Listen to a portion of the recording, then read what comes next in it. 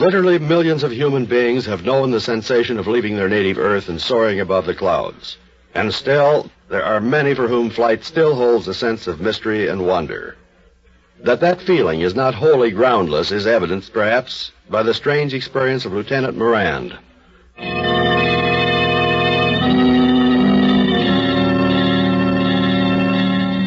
Even as far back as 1923, there were those who realized that if war should ever come again, its outcome would be, in a large part, determined by air power.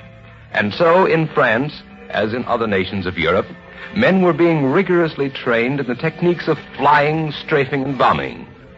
Second Lieutenant Morand was a member of the embryonic French Air Force. And on the afternoon of September 22nd, he went aloft to engage in shooting practice over a field near Gadeau. In front of him, in the pilot seat, was Sergeant Jean Daubert. When I give you the signal, Sergeant, begin your dive. All right, now.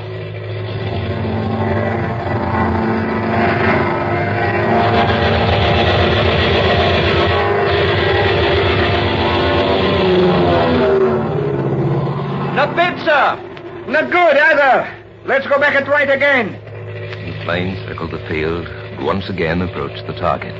All right, Sergeant.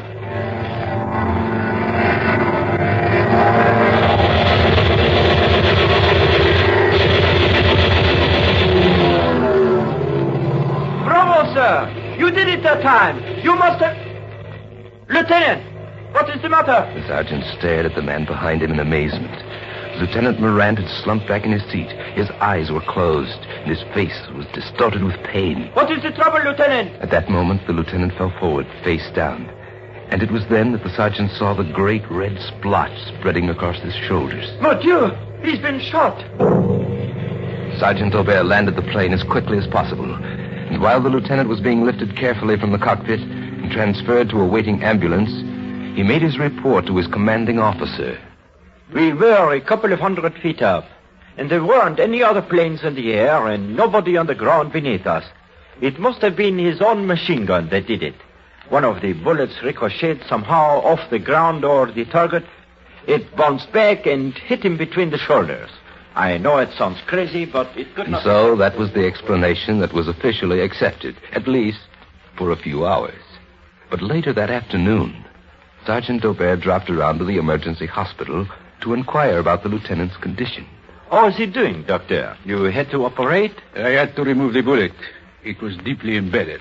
Imagine a man getting hit in the back with a bullet from his own machine gun. I think you're mistaken, Sergeant.